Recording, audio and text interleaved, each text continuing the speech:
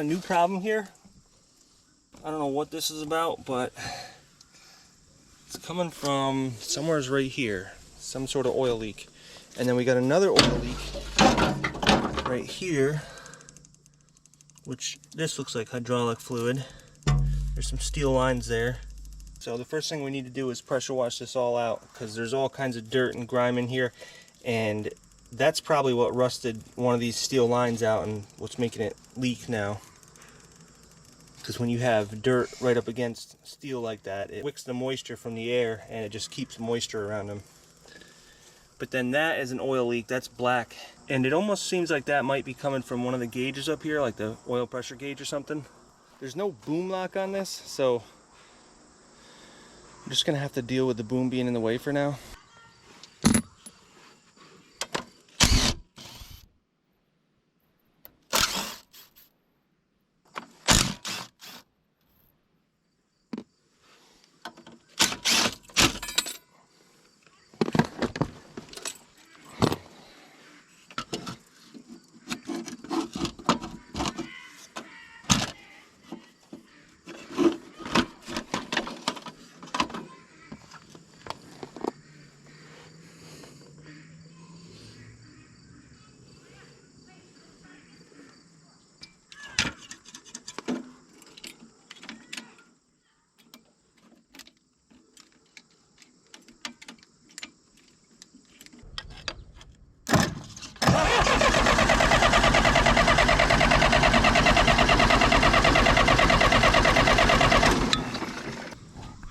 Okay, I can't get this started again. It doesn't have any power to the injection pump.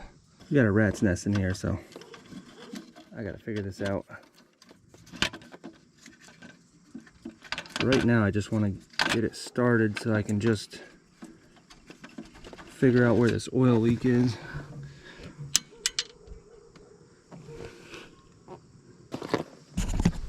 Okay, so I can actually see where the oil leak is. It's right.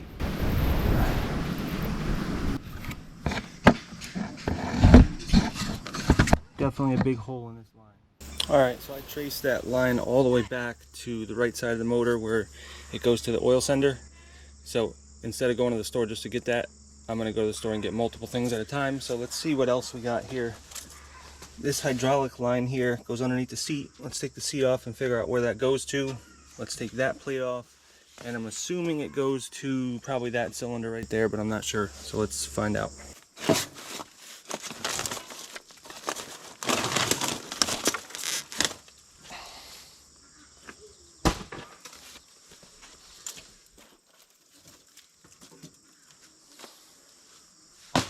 So it appears to be this one right here. So that's good because there's a union right there. And without taking out this plate, I can see there's another union right here, or a coupler, connecting two steel lines together. So I guess it's not that big of a piece that we need to get.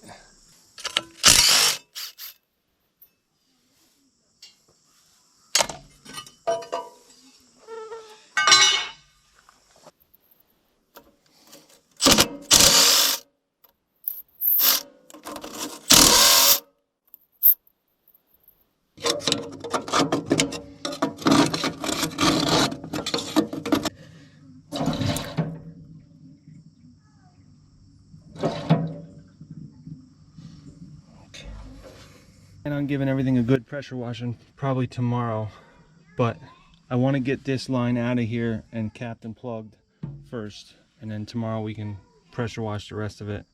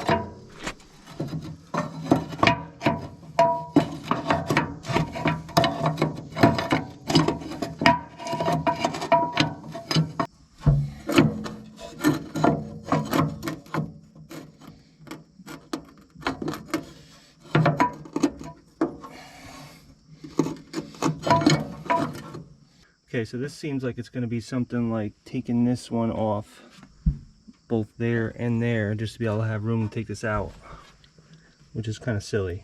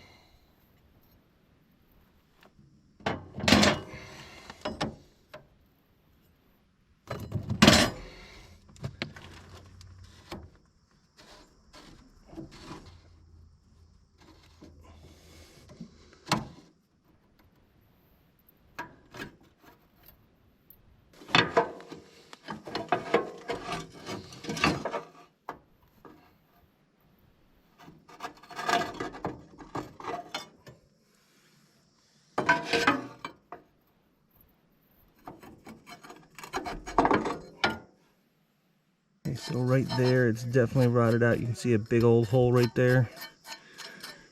This other one next to it has seen better days, but it's not really that bad. I'll probably clean it up and make sure it's all right before I put it back in. Or actually, before I go to the hydraulic shop, I'll do that, because the hydraulic shop is an hour away, so I don't want to do that several times. I know this is from all this junk sitting on the bottom here. If it had oil like this, it probably wouldn't have been so bad, but it probably built up water and stuff. And mixed with dirt, it just keeps things wet all the time and rusts them out. So let's see if we can find some caps and plugs for that and move on to the next thing. Pretty sure this is a number 12.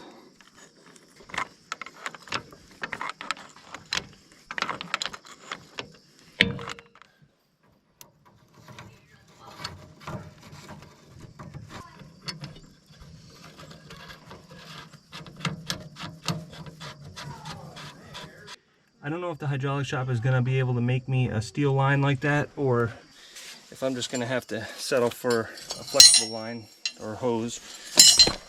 But I think either way would probably be fine, although steel will be preferable. So I got to get that oil sender line. I got to get this steel line or hose, and I am going to clean up this and see if I need to get a new one of those. And then from there we got to figure out the ignition problem, because ever since I took that out, nothing works anymore electronically. So I got to go through that rat's nest, figure that out. And all that stuff was unexpected. That wasn't even on the list. So the main thing with this machine is going to be the steering clutches and the steering brakes need to be replaced and fixed. And there is some sort of really bad clunking going on. Something is jamming up. So I don't know whether it's inside of the steering clutch assembly and housing, or if it's something to do with the transmission. I think we're going to get lucky and it's going to be inside of here, which I need to get into anyways for the steering clutches. So we're going to end up replacing the steering clutches with the steel instead of the fiber like they used to have.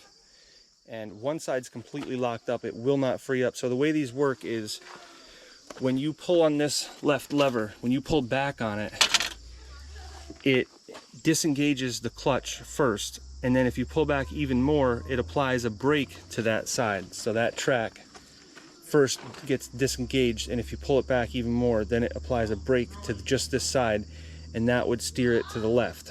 So these are dry clutch systems. So inside of that assembly, if you get a bunch of water, it will lock everything up, and especially if you let it sit for a long time. If you drive it often, you shouldn't have it lock up, even if there's water in there. But when I got this machine, it was already locked up on the one side. The other side kind of works once in a while. I'm able to steer it with just this side, because if you use it in reverse, then it steers to your left, and if you use it in forward, then it goes to your right. So you can still steer the machine, but it's super annoying. So I already did the same project with my other 450 straight dozer with a 6-way blade, and it was a big project, but at least I got it under my belt now, so it should be easier with this one. So this whole assembly needs to come off. The whole works here needs to come off. The seat, the tank, this is the diesel tank, and the battery compartment, and the other side is all the hydraulic valves. Those need to come out. It's basically the same thing as a dozer, except the valving is a little bit different, and this is a 450B, so it's a little bit newer. There's a few other things that are different, but for the most part, it's the same machine. Once you get to a 450C, then it's turbo, and it's got a counterweight here. And actually, I think some of the later Bs had the counterweight too, but not the turbo. But this is a 450BA, which is the first B. I think a BB is the second one, which would have the counterweight, but I'm not totally sure. So just doing the whole steering clutch assembly job is a big job, and that could be easily several videos, but I'm going to try to encompass everything in one video. It's going to be kind of long. But we're also going to try to put a canopy on this. Some people would call it a roll cage, but I'm not going to call it that because you don't want to test that. But it'll be a canopy in case a tree falls or something like that. And it'll keep you in the shade and keep you out of the rain. So unlike the 450 straight dozer, the pads are kind of worn out, but I think we're going to deal with it for now. There is some other problems though, like you can see some real bad pitting in this idler, and the sprocket is not great, but it's still got an 1/8 inch of flat there, so it shouldn't be too bad. The chains are, I don't know, they're on their way out for sure, but I don't think we're going to get into that in this video. I think we're just going to get this operational for now, make sure it's worth it, and then we will take it from there, maybe another video or two. But the whole purpose of this is to have a machine that I can bring up north, just like that other skid steer you saw me fix up. I want to have a couple machines up there so that I don't have to transport all the time. We'll just transport this and that skid steer up, and I'm trying to look for a mid-size excavator. That way we have 3 machines, and that way if something gets stuck, hopefully the other 2 will be able to get it out. But the idea is to bring up a very small but old and cheap fleet up there, so that when I go up, I don't have to spend time transporting anything. I can just go up and have something there, start it up, hopefully, and do some work. Alright, so the biggest, baddest hydraulic place around doesn't make steel lines like this. They had a sign saying that they make custom tubing. That's what I thought this was, but apparently maybe it's not for hydraulics. Maybe it's for air or something. But anyways, they made me some hoses. I need to make a 90-degree bend here, but this hose is pretty flexible, so shouldn't have any problem with that. It's not going to be as tight as that, but it also shouldn't be a problem. And this line here isn't leaking, but it's pretty thin right here, the same spot as the other one. That's where they're touching the bottom of the box right there. One thing I discovered while I was looking this over, I think I know where the grinding and clunking sound is coming from. That frame is touching the tracks. It's touching the pads. I don't know how that could be. I think all these rollers must be shot. It has to be. But you can see on the inside, the frame is resting right on the pad. And it actually wore a groove all along inside of here. There's a groove right here where that frame is just rubbing on these pads. Same thing with the outside. You see that groove right there? That's also fresh too. So I think we're in for some undercarriage rebuild here. I don't know how extensive it's going to get, but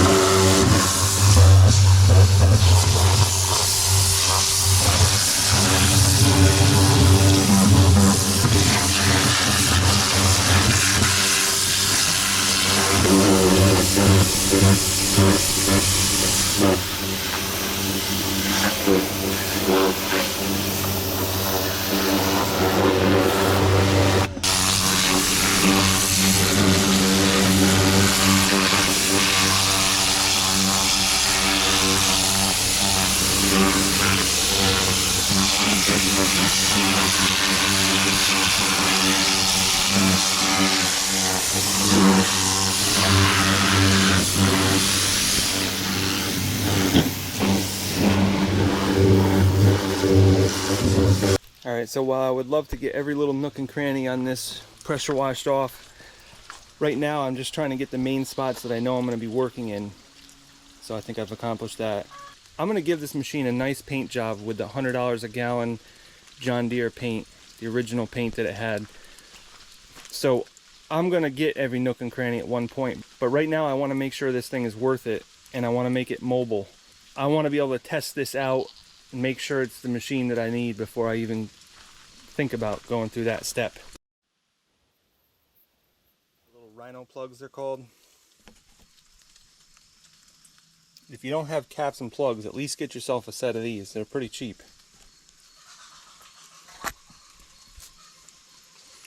So this hose is brand new, so there's no oil in it, but putting it through here could get some stuff in it to contaminate it. So while I have caps and plugs, this is right here, and it's quick and easy.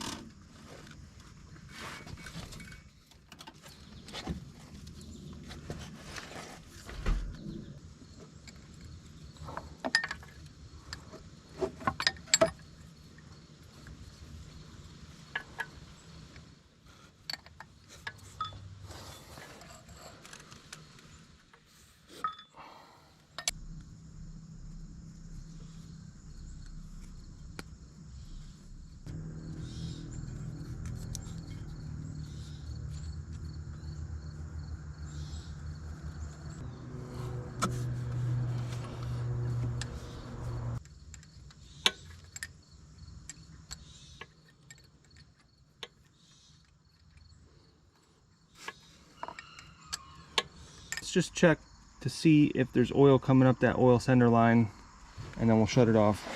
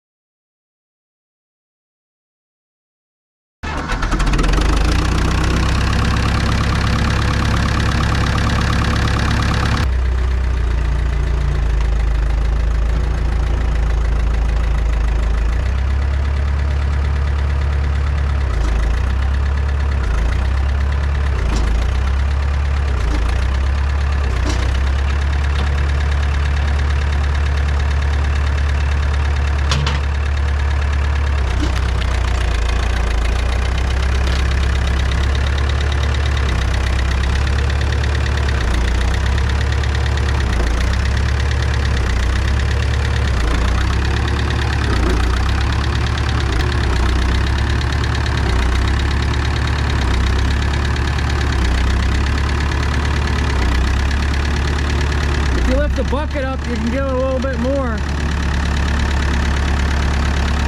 There you go.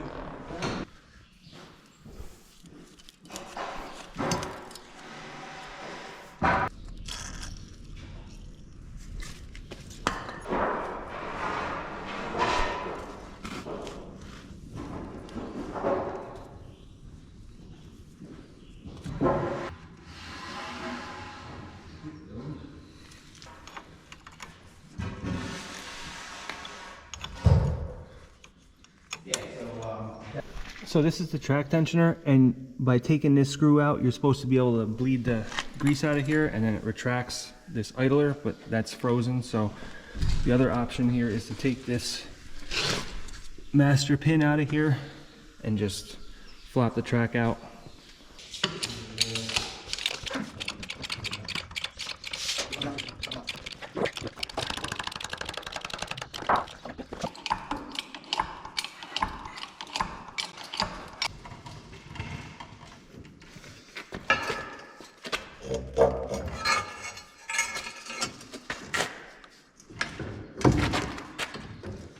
Say when. Good thing you jacked that side up. Yeah, the problem is that side has the master pin's in a different spot, but Whatever. we'll get this one out and then move it. That's all there is to it. Yeah, maybe like one more.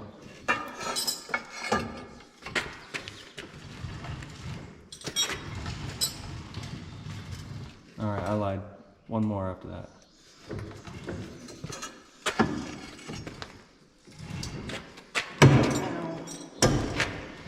Yeah, that's good right there. Good?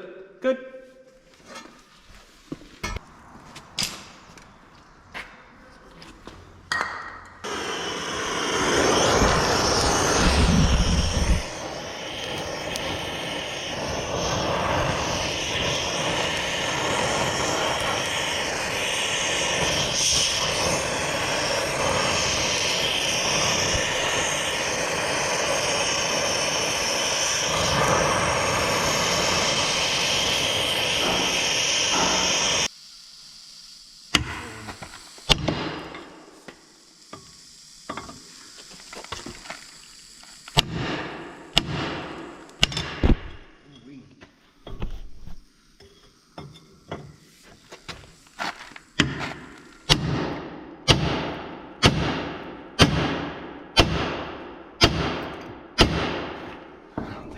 Chance. Would have been better straight when it was still hot.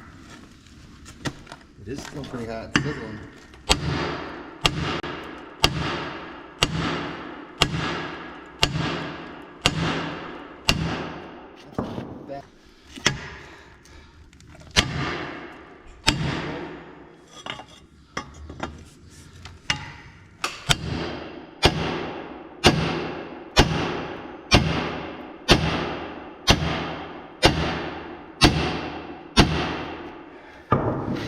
It definitely cracked. It moved. I think I'm just gonna have to plan on missing a few times, but if I can land one.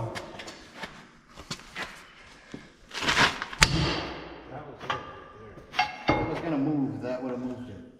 I think it moved back to where it was, but if I can get a couple more of those, that's what did it last time too. Is those real long swings. You miss sometimes. That's all. Come back to you.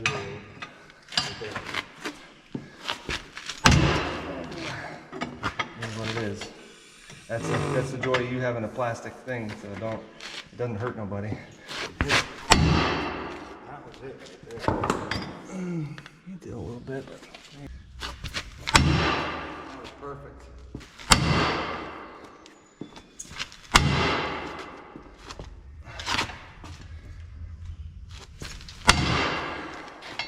It ain't moving.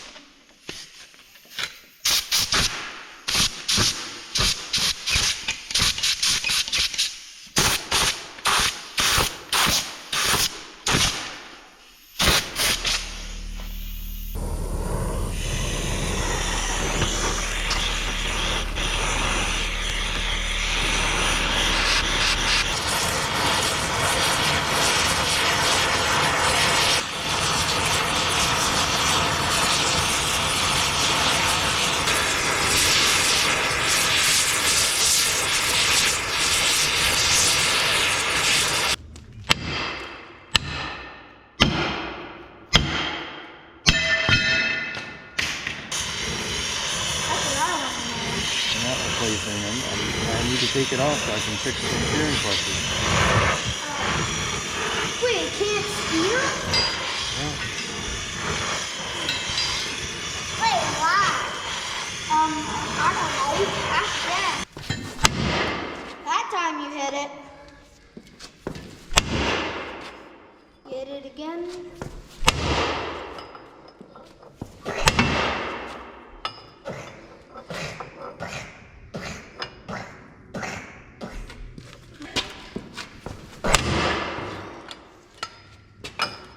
Thing's getting loose. Yeah. Hit it.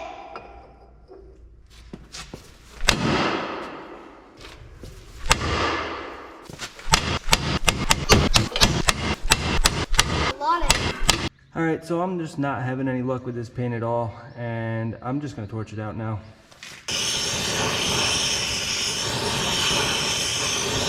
This is the side that won't come out. The other side is moving, but there's so much slop in this chain that this side is not coming out. I got the other side moved like 1/8 of an inch, but this side will not budge. So I'm hoping if I torch this side out, the other side will just punch through. There's only about 1 inch at the end that's the actual width of this chain. The rest of the pin is thinner. So it's not like an excavator pin where it goes all the way through and it's the same size. It's just thicker on both ends.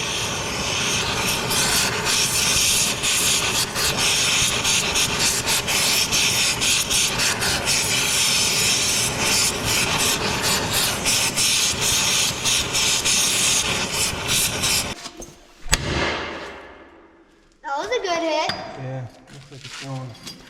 You can tell that it's going. Another good hit. Up just a little bit. That good? Yeah.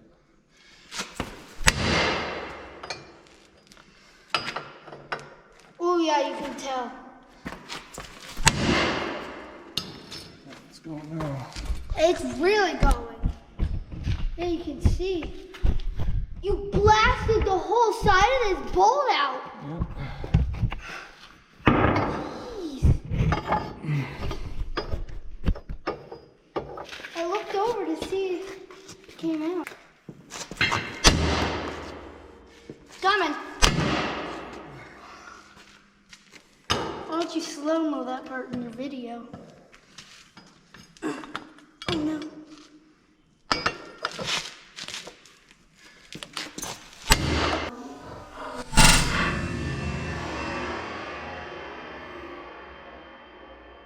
Good.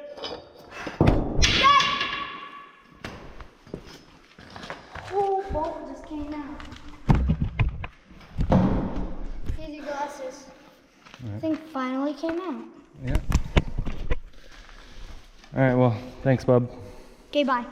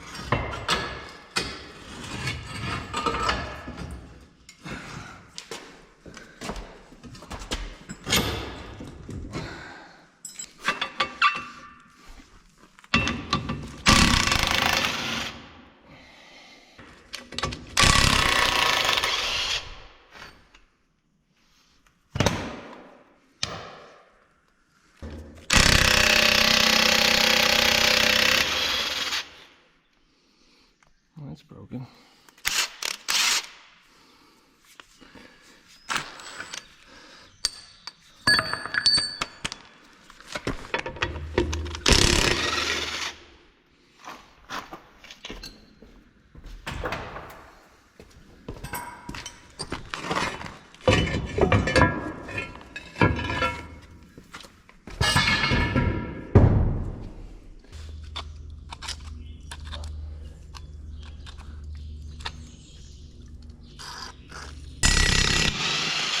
Wow, I'm impressed.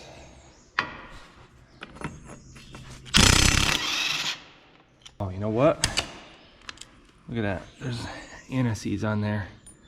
That's why. So somebody has been here before. But you know what, there's more evidence of that because there's no washer on this bolt right here.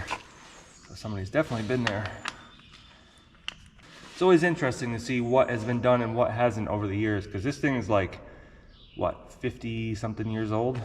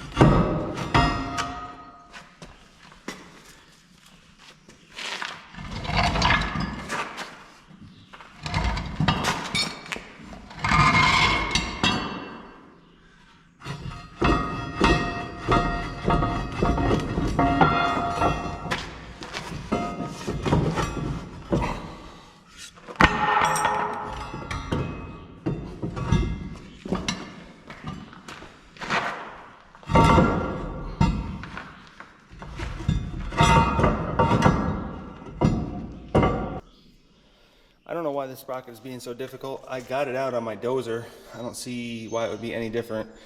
The back half of this machine is exactly the same on the dozer, but that's like impossible to get out of there. So I guess we're just gonna leave it. I hope I don't have the same problem on the other side, because on the other side, I'm pretty sure I gotta take the whole final drive off just to work on it. So I'm gonna need to get that out of there on the other side. But at this point, I think I'm done with this stuff. What I wanted to do, the whole plan was, I wanted to leave the machine able to operate right now, just in case I need to move things around, in case I need to drive it or lift up the bucket. And I wanted to get these tracks pulled. And then once the tracks are pulled, I don't really need to do that anymore. So then I can start taking off these pieces here. So there's a bunch of hydraulic hoses in here, and there's just, I think, battery cables in here. And you also need to take off the fuel tank. So once I take off the fuel tank and hydraulic hoses, then I can't really do much with the machine anymore, but right now it's still running. So let's get going on this side, and then we can dig deeper. And the master link is right here. So I need to go quite a ways back, and I could use bars, but since the machine is still operable, let's just move it.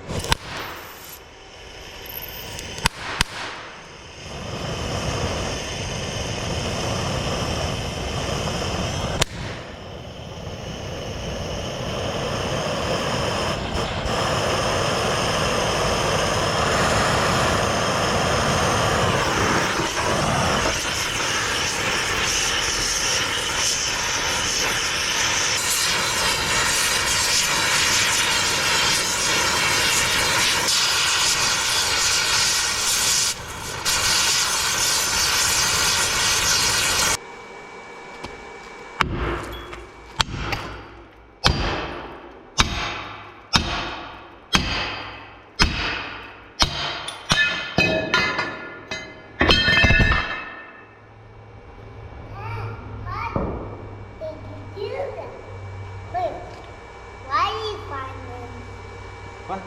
Oh, don't do that. You're going to melt that. What? Yeah, that's very, very hot.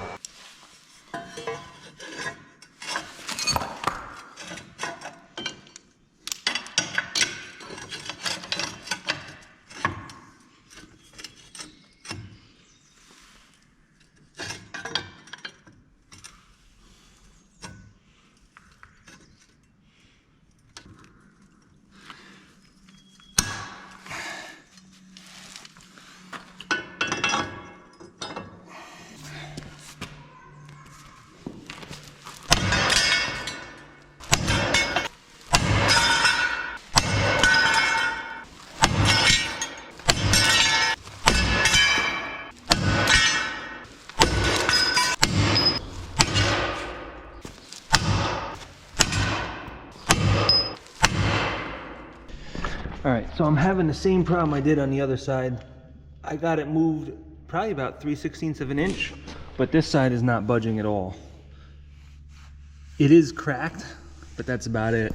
And I can see that this part here is spread out quite a bit. So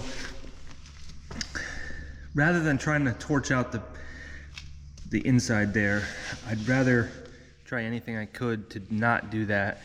I just realized the reason this is spreading is because the pad's not on there.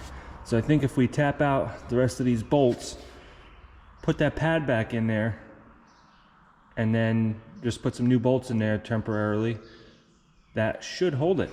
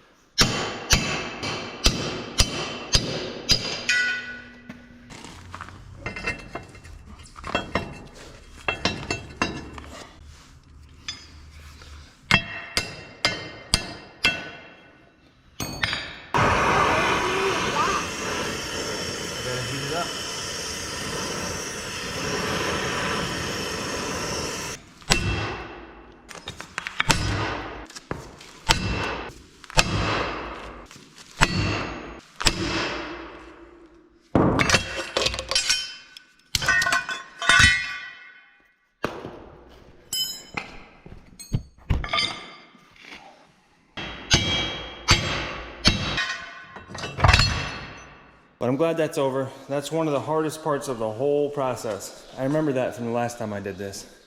That was definitely a huge milestone and couldn't do anything without it. So now I can take this top of the track, flap it over that way, take the bottom, pull it this way, take that plate off, hopefully get the sprocket off this time. You know, I almost think that maybe last time when I did this, I'll have to watch the video, but maybe I bent this bar just a little bit. Nothing that would like crease it or anything, but just enough, because it's like 1/8 of an inch from fitting out of there. So let me see if I can get that out of there, because I got to get it out of there this time, because I got this final drive that needs to be rebuilt. So the whole thing needs to come out of there.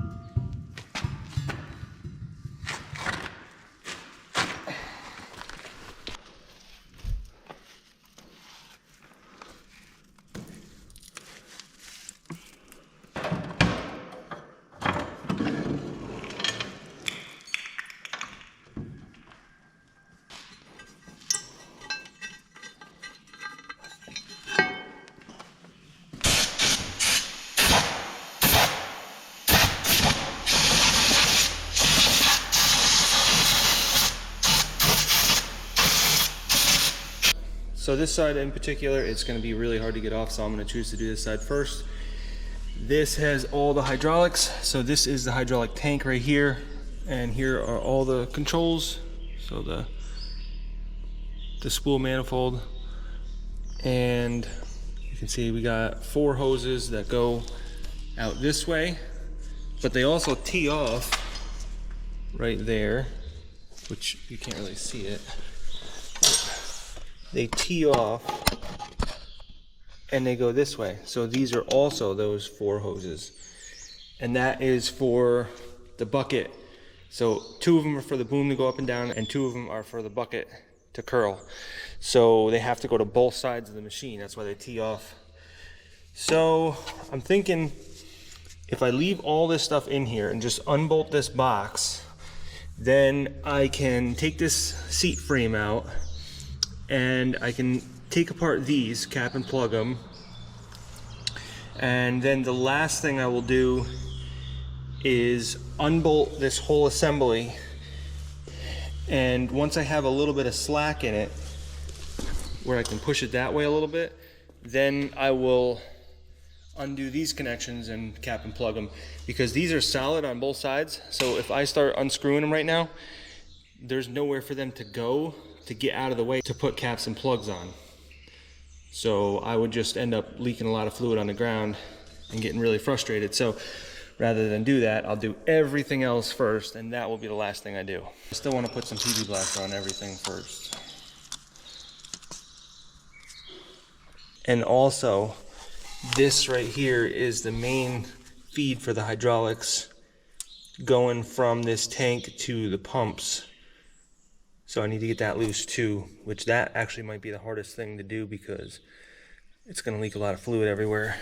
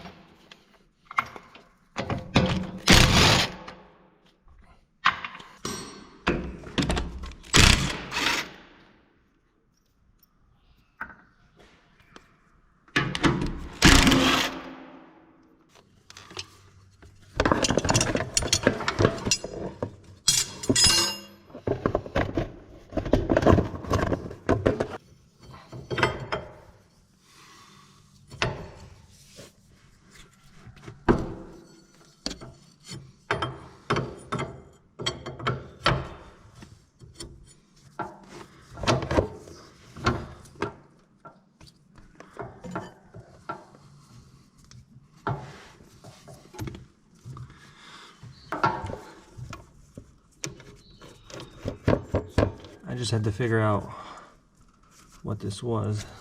It's NPT, but that's what's nice about these is these don't care.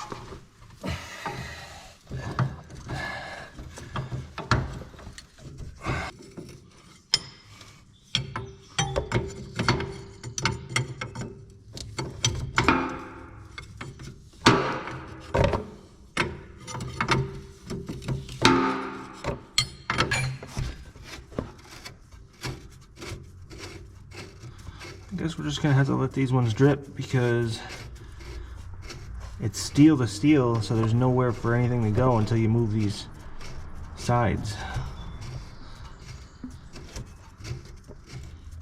I don't think it really has that much fluid in it though. Oh wait, actually this one, you can get that. The other one, this one, oh look at that, that one moves too, huh. Must have still just had a bit of a thread on there and I just thought it was all solid. But anyways, that one's not even dripping anymore, so.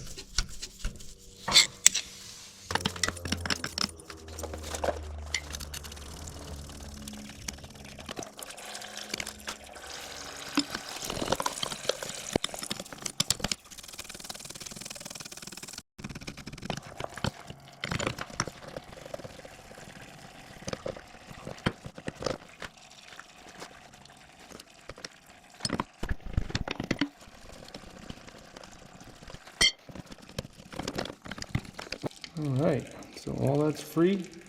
So now it's just the intake and return line that might hold me up. They're loose, but I might have to just jiggle them out as I'm taking this thing out. So I'm going to use an engine crane, hopefully. Hopefully, I'm not sure if it'll go high enough.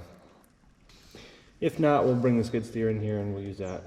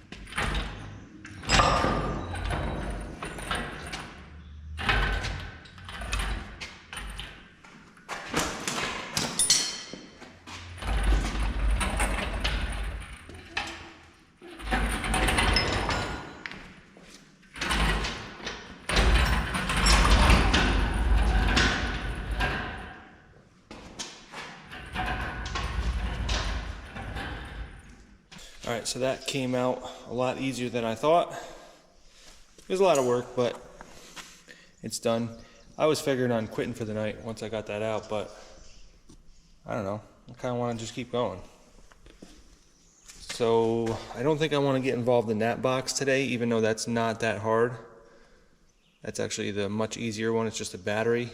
And there is a couple hydraulic hoses that go through it, but 2 of them are already disconnected, and well, all 4 of them are disconnected, but these are solid, so I'm gonna have to disconnect those on the other end. But then the fuel tank's got to come out, and then we got access to everything back here. But I think right now I want to kind of look at what it's going to take this final drive out. I think I got to take this plate off. Well, I got to take that off anyways, but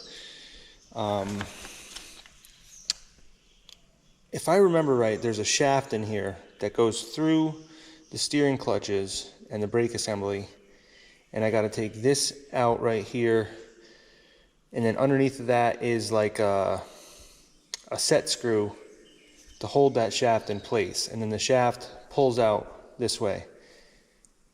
And I'm pretty sure that I at least have to take that set screw out in order to pull this whole final drive. I don't know what's going on the bottom end. I think that just comes right out, but I'm not totally sure. But there's only one way to find out, other than watching a YouTube video or reading a manual or something, but that's no fun. Let's try to get into that and see what's going on.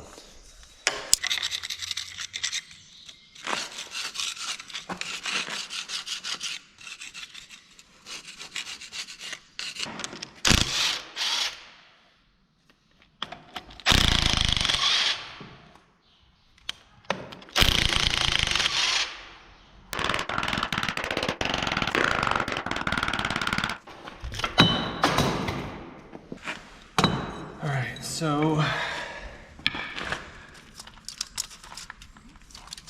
gotta make sure we save these shims here, because that puts a preload on this bearing. But you know what? I can already see, look at that. That bearing, or well, the shaft anyways, was rubbing on here. But there's one of our problems. It's not gonna be the whole problem, but it's definitely a problem.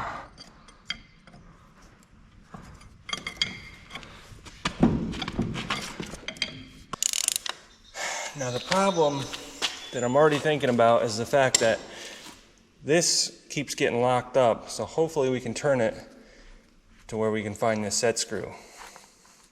There's no way that I'm gonna look down there and see the set screw in there.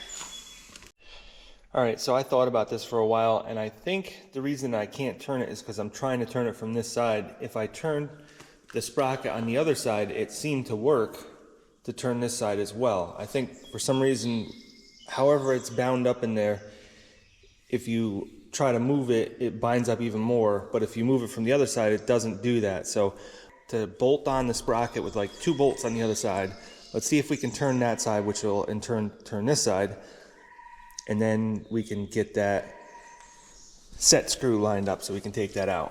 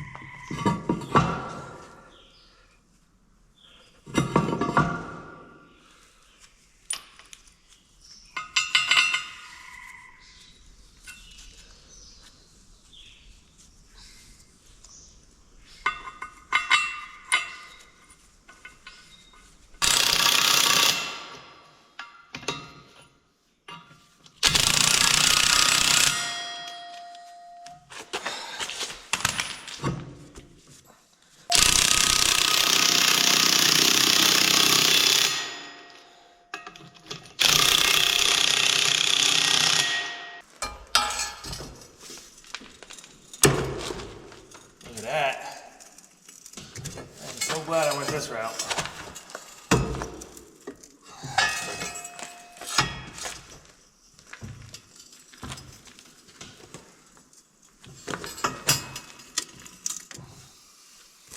So actually, it's right there. All I gotta do is go back just a little bit. You guys should be able to see that, right? Yeah, see that? That's what I was looking for.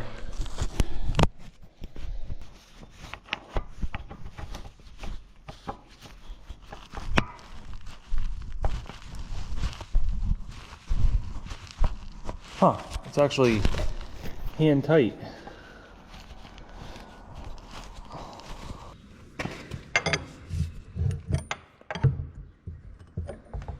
That's what we're looking for.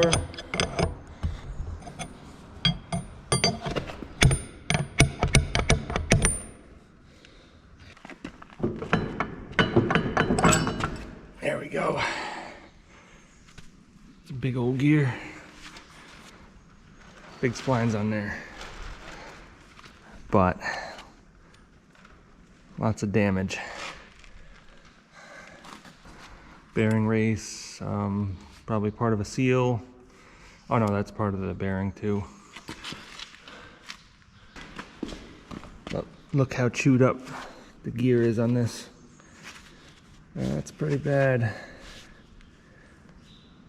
You know, this gear alone is like $500, so I may be looking at a new final drive. I kind of wanted to rebuild this one because I'm good at that kind of stuff, but at the same time, if it doesn't make financial sense, I'm not afraid of the work.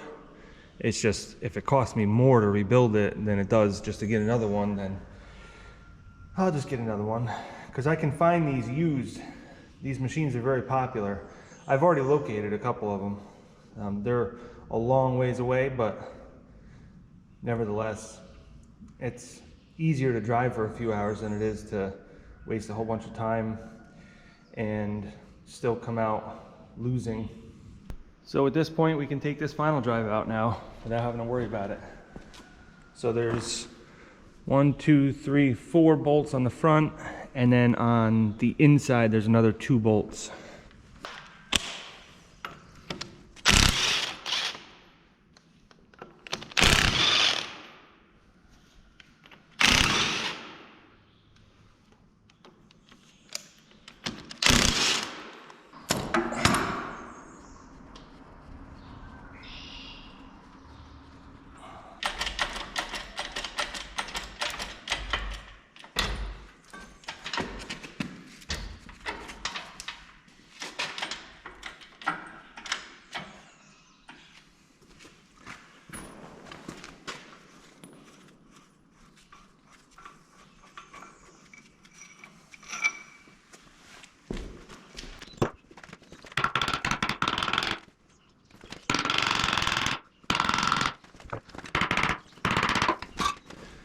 Brass hammer.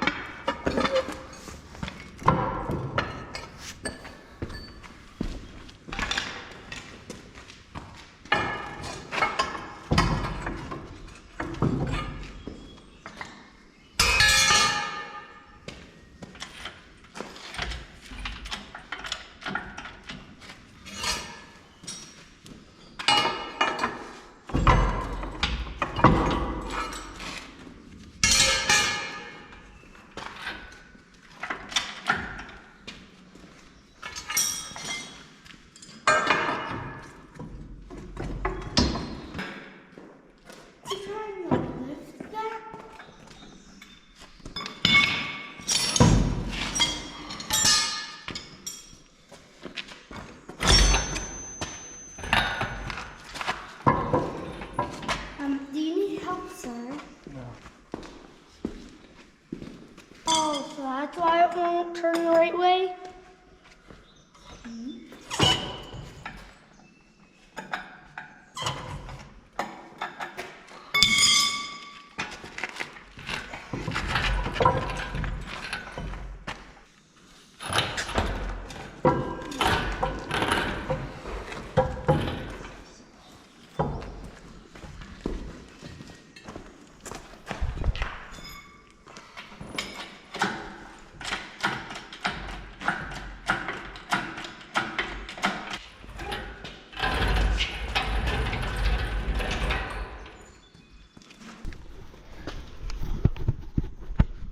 So you can see we got a pretty damaged seal here. But you can see how that set screw works. Just goes right through and locks into the splines. You know what's interesting is somebody used some sealant here, like some RTV sealant. So somebody's been in here before. This side in particular, I think the clutches aren't locked up, but I don't think there's much for brake band left. But we'll see pretty soon. The next thing I gotta do is take this diesel tank out.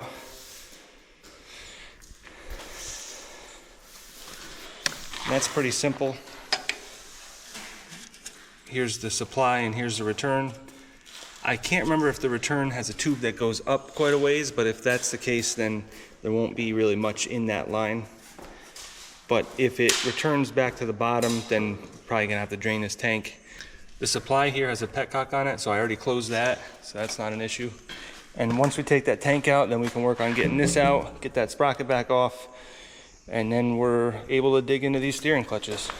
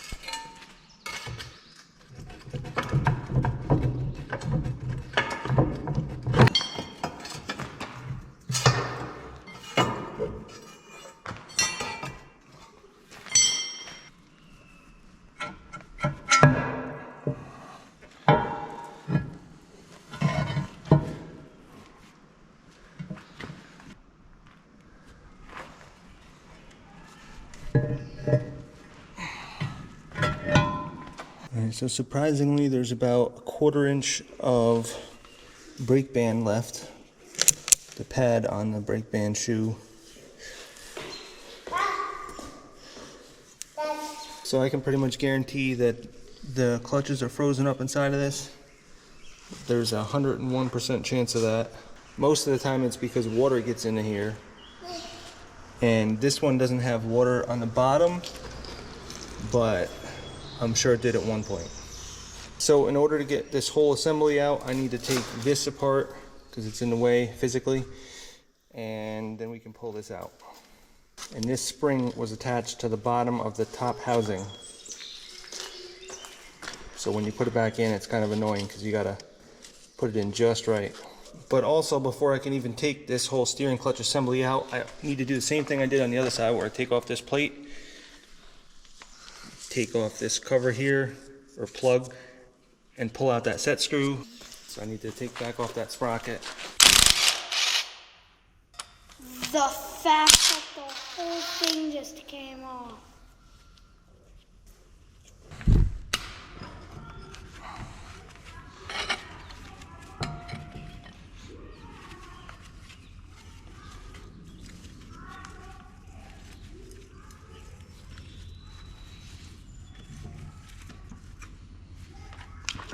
Okay, I don't know how that managed to happen. It wasn't anything that I did, but I also don't know how I managed to get that out. I'm really lucky right now.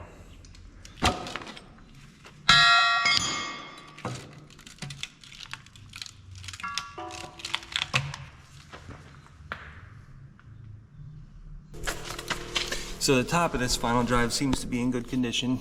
I do have some milky oil though, so definitely be sure to change those fluids out, but I plan on doing that anyways. And I don't know why there's a stud here. I think that's not a stud. I think that's actually a bolt that broke off and then somebody just put a nut over it. That's what it looks like. But that's fine. We can deal with that. Definitely want to get all this cleaned up. You know, this is a big job to do all this work, so it would be kind of stupid if I didn't just like prep and paint everything that's here that I can see. That's what I did last time, and it definitely took some more time to do that. And the paint for this is $100 a gallon. Well, that was like 5 years ago. It could be more now, but it's worth just doing this right while I'm in here, because this is an old machine and it kind of deserves, even though I don't really know the life of it, these machines are good machines and they deserve to be taken care of. So if I'm this far into it, we're gonna take a couple days and just get everything that I can. And then the front of the machine we can get once things are put back together, like the loader arms and the front, we can raise the loader arms up and get the whole front of the machine. But anything while the tracks are off and while these boxes are off and everything else that was here, the diesel tank, anything like that, we can just go ahead and prep and paint it while I'm here. Right now the goal is to make a list of parts that I need to order, and there's no sense in doing that until I know every part that I need, and I will know that pretty soon.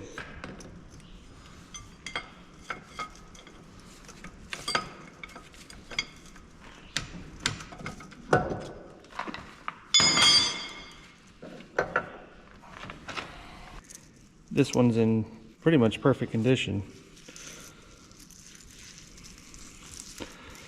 So this final drive never gave me any problems, but I haven't operated it that much, so. But I'm still thinking it's all right.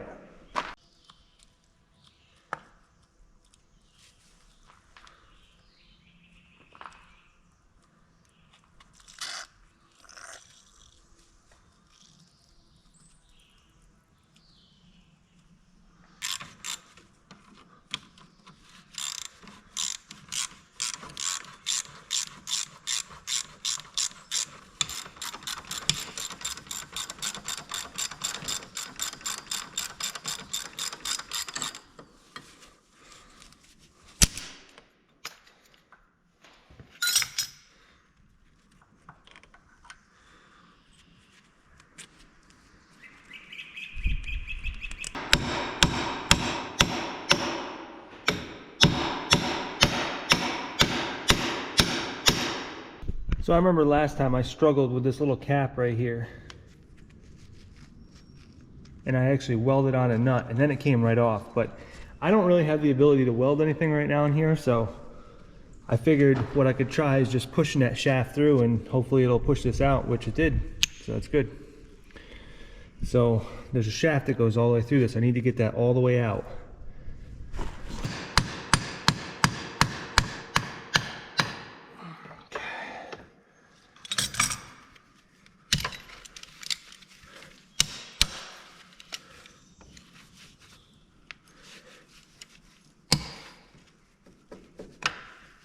That's it.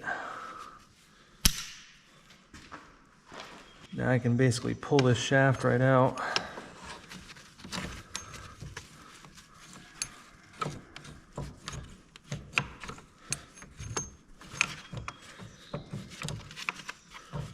Well, almost.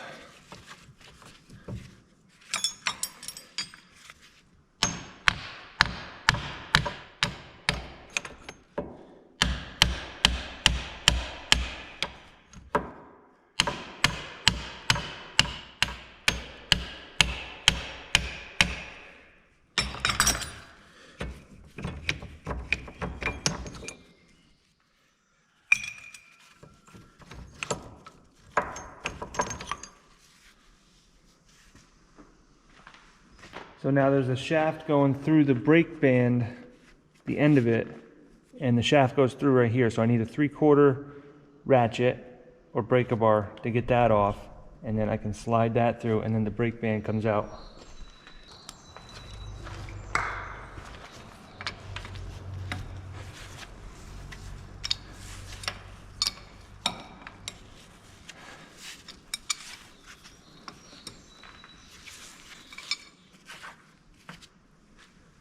So the end of this shaft has a little threaded hole that you can put a 1/4 inch, I think, bolt into. And that allows you to pull it out.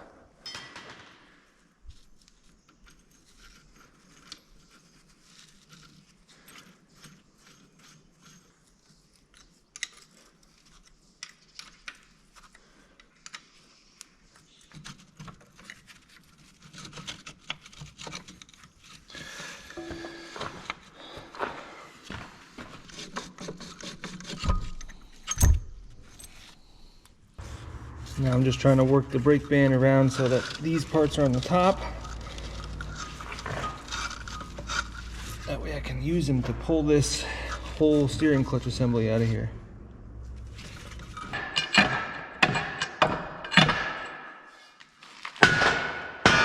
Okay. There we go.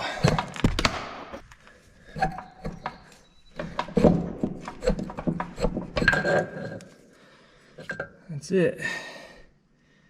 It was very crusty, but I put a lot of oil on it. All right, so this is the moment I've been waiting for a little while.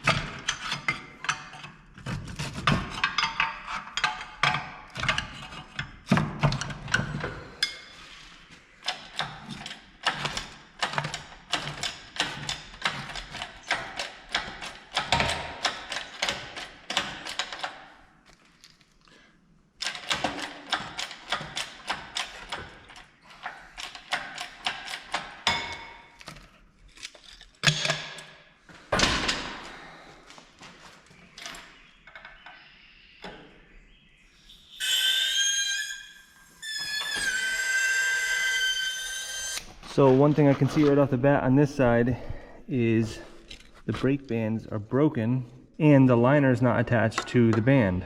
And you know what? There's a groove right there which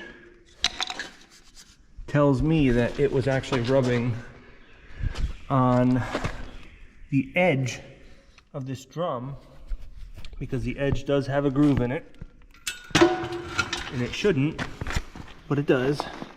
So that means that that brake liner was crooked in here, which could definitely cause some binding up. So this side of the machine never worked. Nothing about it worked. If you pull the lever back part way, it's supposed to put it in neutral on that side, which is like a slow turn to the left if you're going forward. And if you pull it all the way back, then it actually applies brakes to this side, which that's what this brake is for. And it also keeps it in neutral on that side too. And that's a stronger, like straight 90 left. But neither one of those worked. Sometimes you can have either or work, but neither one of them worked. Nothing worked on that side. And I can see why. Even the throwout bearing was seized up on the shaft. So yeah, there was definitely no saving this side. Look, there's another piece of liner right there. And I'm looking in the bottom here, and it looks like there's somewheres around 2 to 3 inches of just stuff in here, whatever this is. Sand is what it is. That's crazy.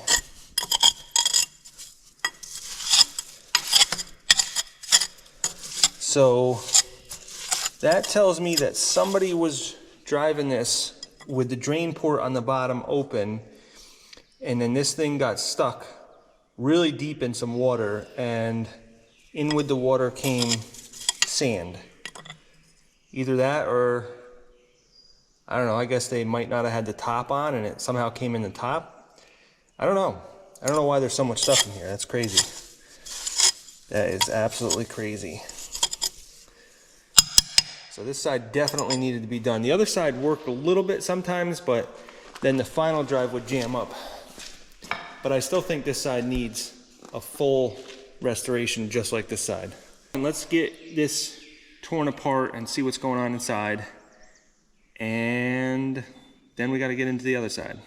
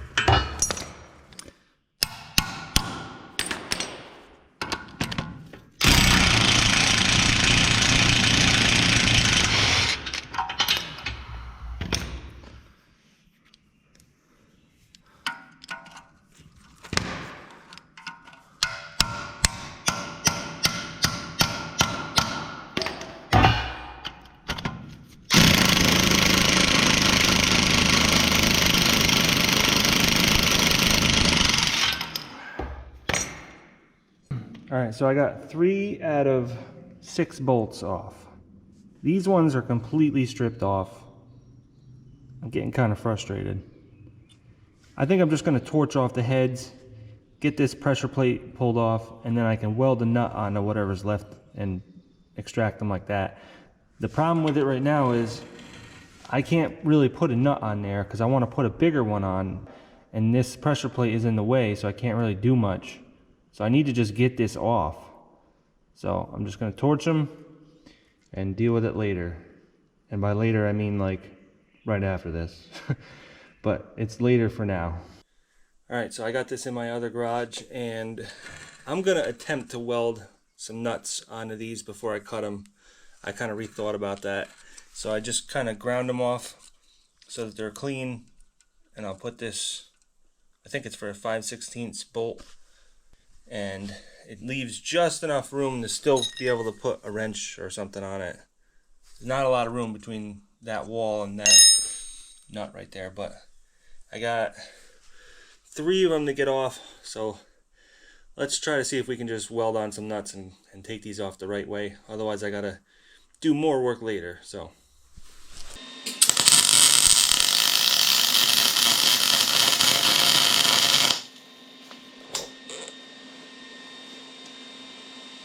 I'm going to weld these other 2 on while the first one is cooling.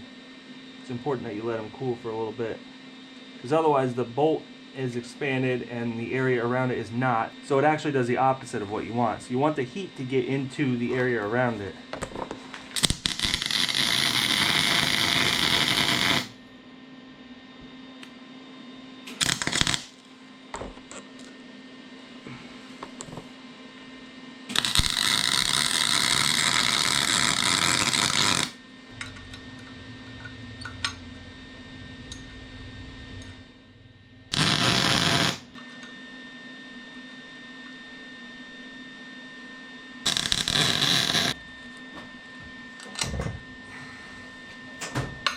It's not even attempting to grab here. I'm using gas on some solid wire. I think I'm going to switch back to flux core. Flux core just has so much better penetration. I tried turning it up, so we'll just try one more real quick.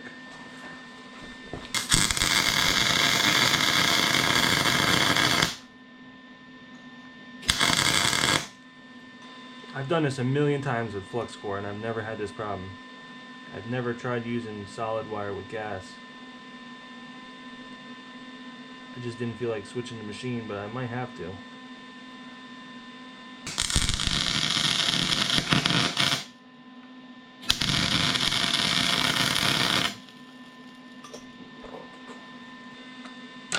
Yeah, it's not doing it. There's barely any penetration there at all.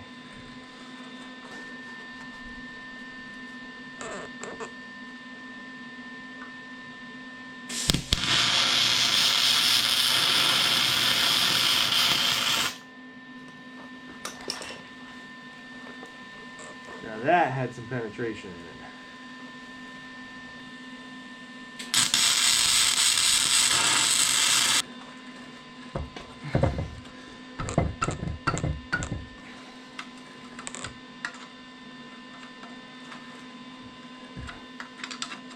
See? Look at that. First time. First try. People always argue with me that gas is so much better. But I'm here to tell you that flux core really saves the day sometimes. It's got twice as much penetration as gas with the same welder. You don't have to believe me, go look it up. Yeah, it doesn't make as pretty of a weld, but I'm telling you, if you want something to work, use flux core.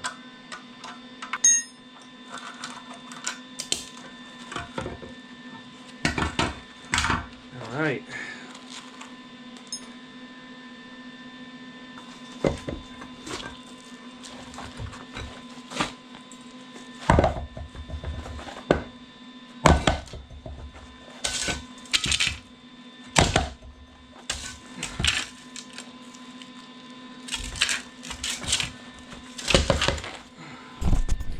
Yeah, so you can see everything's just like welded together with rust.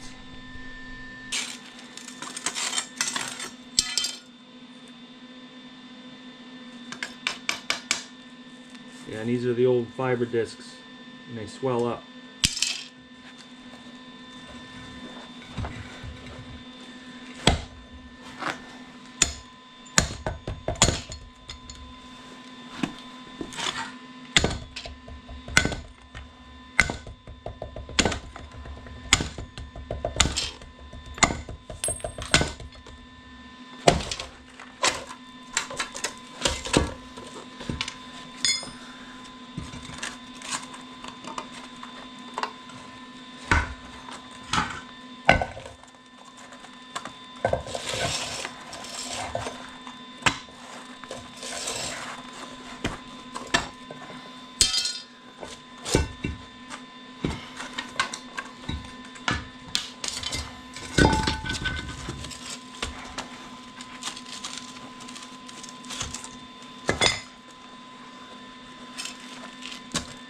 So that's why this side was locked up. It would not release because all these are stuck together.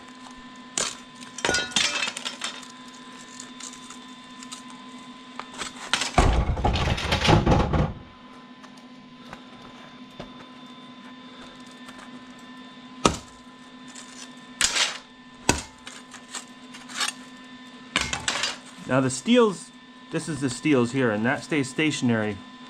You can tell by the tabs, that stays stationary inside of this drum. You can reuse those, but these are really far gone. I don't know if I'm going to reuse these.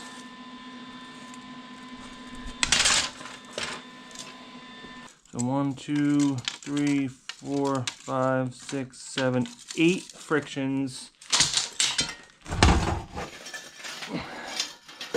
1, 2, 3, 4, 5, 6, 7 steels. And even though this machine says it's a 450B, I think for the most part this machine is just a 450 straight, and it might have some new features on it, but for the most part, most of the driveline is, from what I can see, a 450A or just a 450 straight, the first 450. So I haven't found anything that's from a 450B on this machine yet. Maybe it has some smaller features. I think what it is it's a newer 450 straight. It's like the newest, the latest version of the 450A or the 450 straight. But it's not quite a 450B.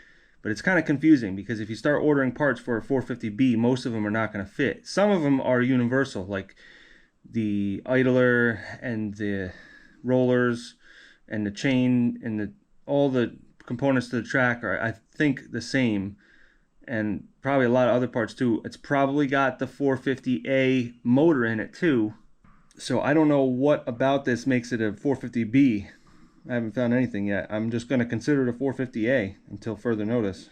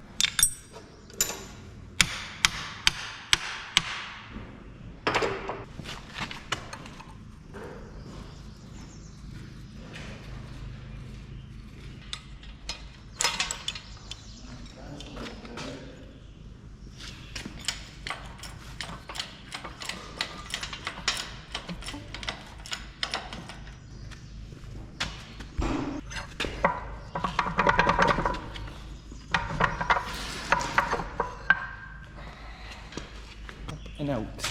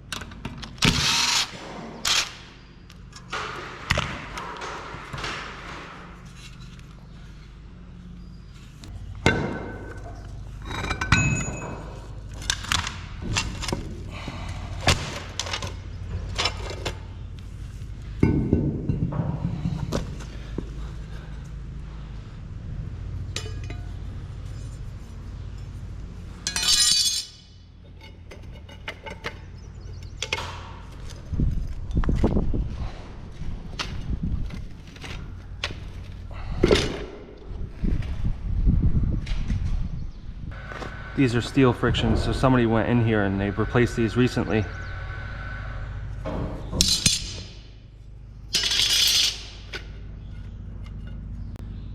So honestly, this side probably just needed an adjustment because it wasn't even seized up. None of this was seized up. And that's because they used the bimetallic discs for the frictions instead of the fiber. So everything here looks good. I don't think I need to replace anything on this side. I think it probably just needed an adjustment. Yeah, I'm not going to replace these.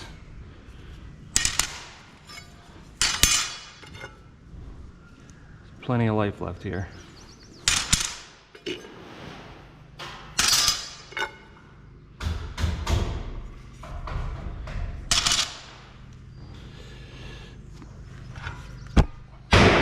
Pressure plate looks good.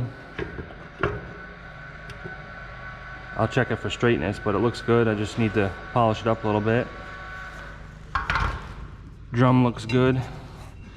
It's a little bit worn in the middle and you can see there's ridges on the sides, but that's to be expected. I'm not gonna replace it. These are hard to find.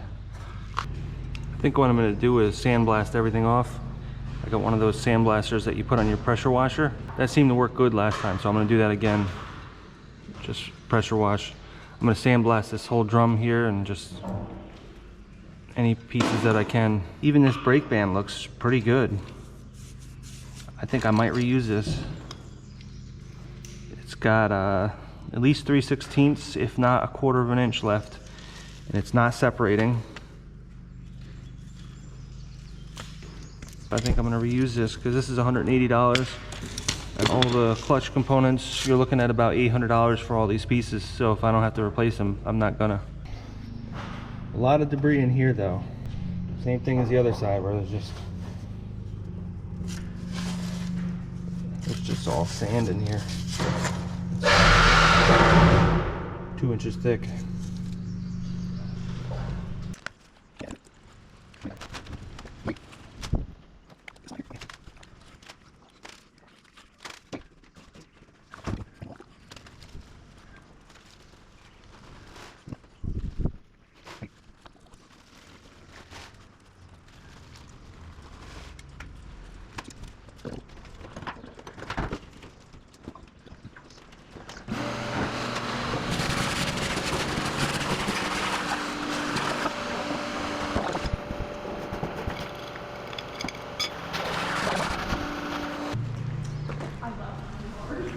What do you got there? You got a mess. That's what you got. Yeah, and I got ice cream. Would you already eat yours? Not all of it. What'd you do with the rest of it? I put it in the freezer. Mom wouldn't let me have the rest. There's only like a tiny little sliver left. They have it where they decorate the outside. His had marshmallows on it. Yeah, I had cookie and cream. You're not gonna eat all that, right? No. No, you're not gonna eat all that. That's too much for you, boy. Give the rest to Dad. So before I go ordering parts, I want to figure out what's wrong with this final drive. So I'm gonna just take this apart and see if it's salvageable or if I need to look for a new one. I really wanted to look for a new one, but I couldn't find one cheaper than like 2,500 bucks. So I only paid $2,500 for the whole machine. So I don't see any sense in paying that much money if I can just rebuild this one. Shouldn't be any harder than a transmission to rebuild, and then I've rebuilt plenty of those. So let's see if we can get this apart and see what's wrong.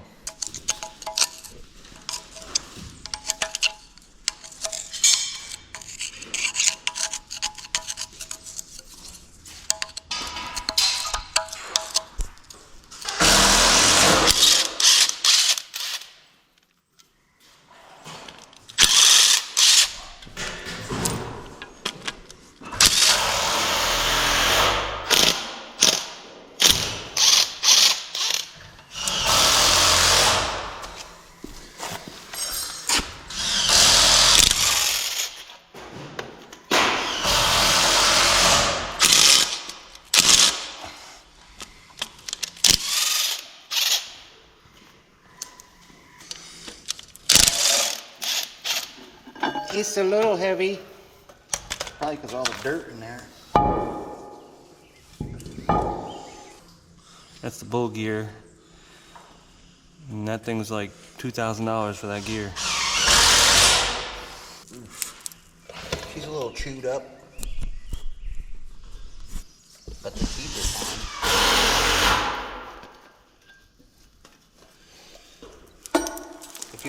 If you could spin it and just... Wow, look at that. Metal chunks coming out of here. Well, all the bearings are completely gone, so this is definitely ran dry for a long time. And I know this bearing is shot. Oh, no question.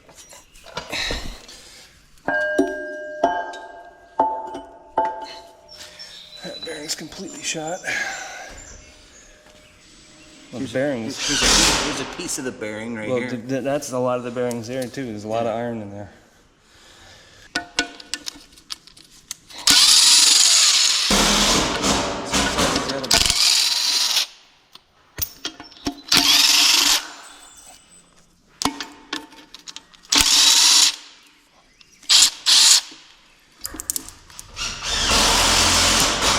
Yeah, look at that. More pieces of bearing. Yeah, bearings and races and dirt, chunks of metal. Lots and lots of carnage. Oh yeah, look at that. That's why this thing was jamming up. Look at this. You got little pieces of bearing there. That's why it wouldn't move. Look at that. Pieces of bearing just jammed in there. That's why the thing kept jamming up. The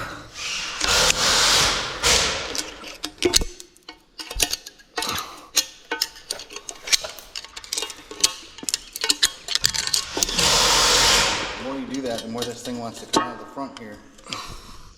There's like a big gap now. Yeah, well it can't because this is on here.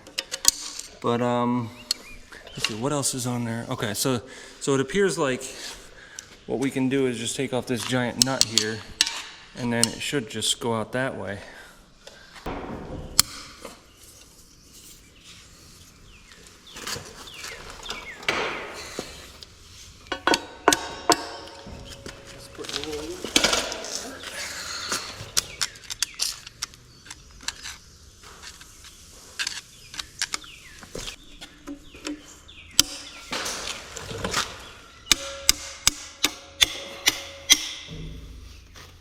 Oh, that nut looks like it come off by hand. Look at that.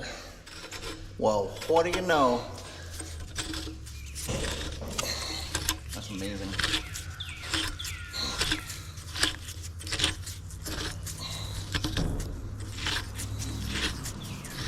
I figured that was on there with at least 10 Ugga-Duggas. Not even a single Ugga-Dugga.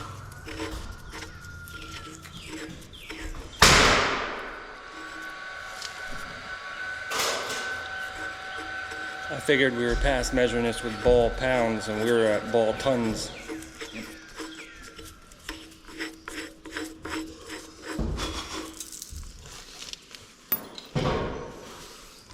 Yep. Before we pull that out, you probably want to get it down as close to the ground as possible, because this gear is going to go out the bottom. Yeah, I'm not really trying to tap that out. I just want to get this bearing out, which I think if you just lift up on that gear a little bit, I don't know. You have to lift up on it, or actually you could just tilt it this way. Just tilt the gear itself this way. It's just got, yeah, like that. Okay. Like if you just pinch it. That's what I'm trying to do.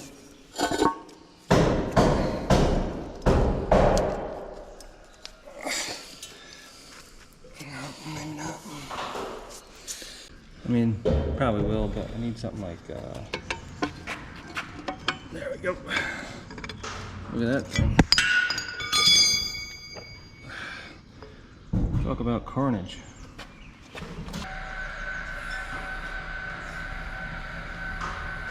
Right there, good. Alright. Yeah, it's going. Oh, it's moving now. Yeah.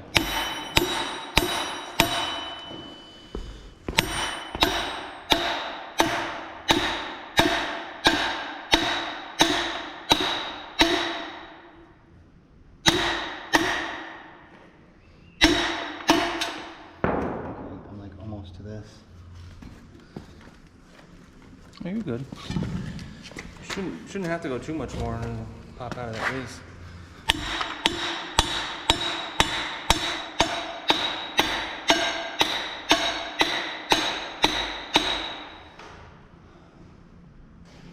Well, it's to the castle, huh?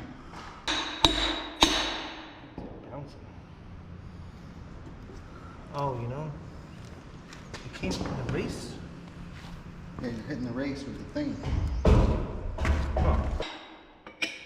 There's nose. Huh. Huh. Must be all one piece. There's no way to get that separate. This comes off, Yeah, but and then this race should slide over top of all that. yeah, but the gear itself. Stand it there? Weld it on there, yeah. Well, I think it's probably just all cast. I mean,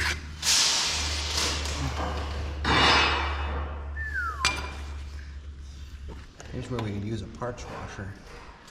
that looks like that would be pretty hard to take off of there.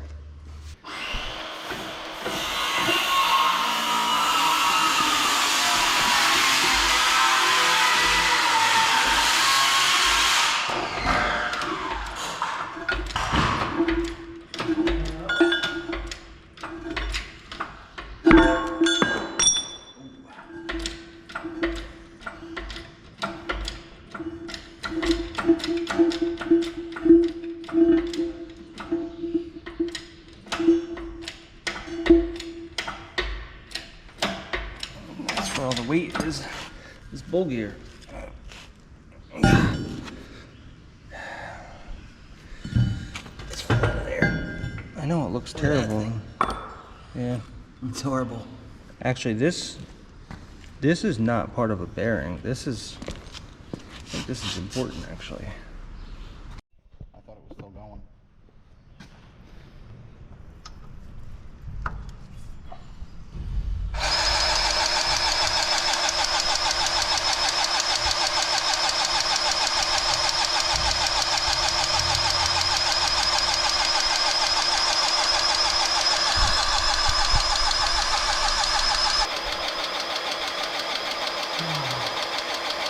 Is that something that maybe we should just tap that with a hammer and see if it does anything?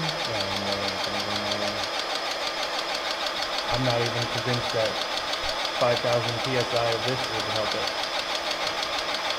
Probably seized up in there.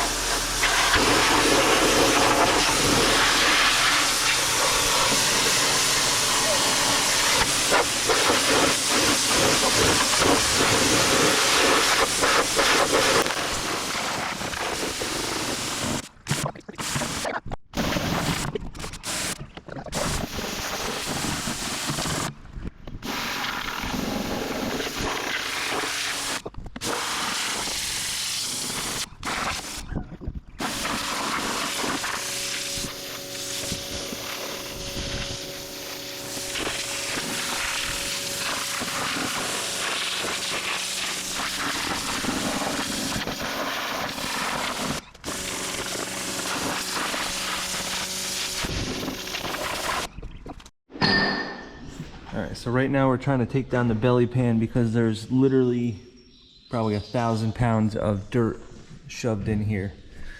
It's like almost 6 inches thick in some places. That can't be good for the bottom of this machine. It's right up against the oil pan. It's actually above the oil pan by a lot. So we're trying to drop this whole belly pan, which is like the length of the machine. But it looks like it's not going to be easy. That's all dirt in there, right up to the bottom of the transmission.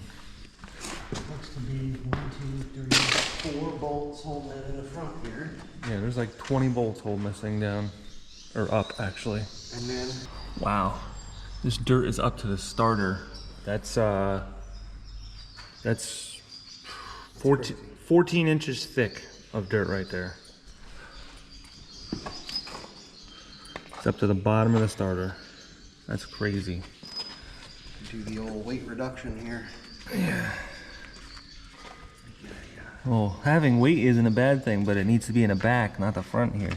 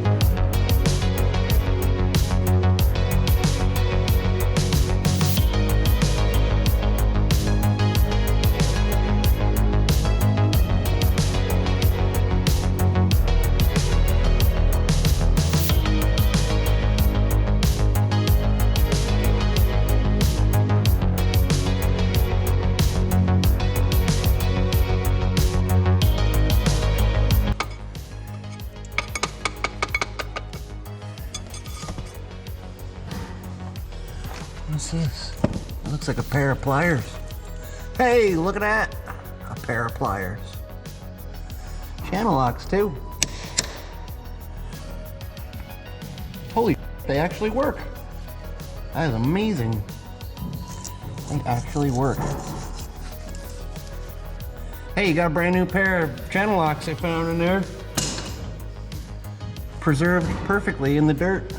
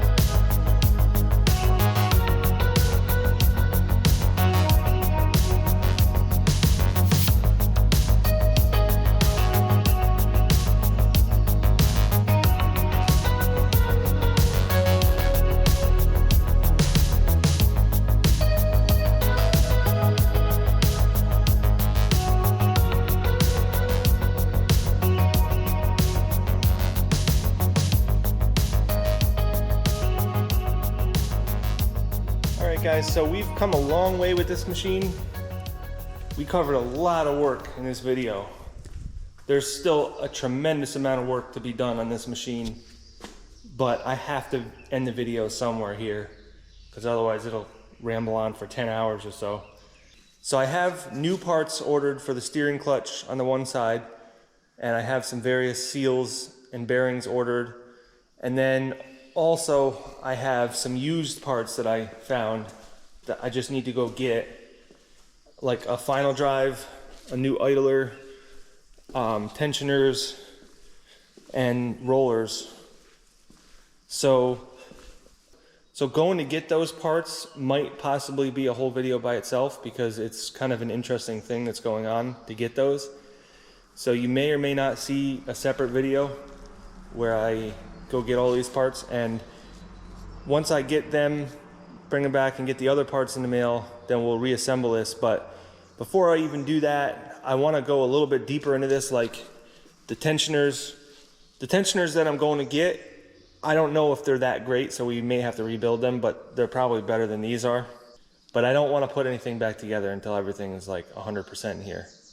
So besides all the parts that I just talked about that I need to put in, I also need to replace the seal on this PTO shaft here. It might be just taking these bolts out and sliding the seal out and sliding a new one in, but I'm not sure. I just want to do it now before I put anything back on here, because if I need to get into the transmission, I want to do that soon. As far as the loader arm goes, the cylinders on that are not leaking as far as I can tell. And the bushings and pins seem pretty tight on it, so I think we're good on that. Even the teeth are fine on this bucket, so I think we're gonna leave all that stuff alone. But we definitely have a lot of work ahead of us to get this back together, and I need to get all the parts on it. And I also wanna paint it, so I have a crazy amount of work into it so far. And knowing what I know now, I probably wouldn't have bought this machine, but the problem is you're this far into it now, there's no sense in giving up. You might as well just keep going. I don't like giving up anyways, but sometimes if you could have seen how much work it was, it probably would have been better just to buy a different machine. And I probably would have spent a little bit more money and got the C, which has the turbo in it and it has a counterweight on the back. That's a little bit better of a machine. Plus it's got wet clutches, so you don't have to worry about this whole thing with the rusting up together. But putting in the new frictions should fix that problem. And then at that point, as long as you're not using the machine every day, then dry clutches are fine. So we ended up taking 13 5-gallon buckets of dirt out of this machine, between in these steering clutch housings and the belly pan. And I'm sure we got another bucket or two of dirt still up front. But I do need to pressure wash this machine. I just wanted to get as much dirt out as possible before I do that. Then that way we can pressure wash it really quick. And my plan is to just take this stuff out of here, which that stuff is gonna go over there anyways. That's where all my tools are gonna be. I just had it over here because it's on wheels and it was closer. But we're gonna take all this stuff out of here and we're gonna pressure wash it right here. And then it should only take a few days for the slab to dry. So maybe I'll do it on a Friday and then let the slab dry over the weekend, and then it's fine again. Because you really don't need to use that much water while you're pressure washing. So we'll just do it and then just sort of deal with the water. And then once this machine is back together, I'll go ahead and paint the whole front of it. The loader arm, the buckets, the cylinders, the whole front assembly here. I can put the boom up in the air, put a big log underneath of it, and then I can get everything else like inside the engine bay and stuff like that. But I just want to get everything painted where the tracks are for right now. So I guess that's it for this video, guys. And I don't think I need a fancy outro because I'm not done with the machine yet and I'm not operating it yet. So let's save that for when I accomplish that. So I guess I'll see you guys on the next video.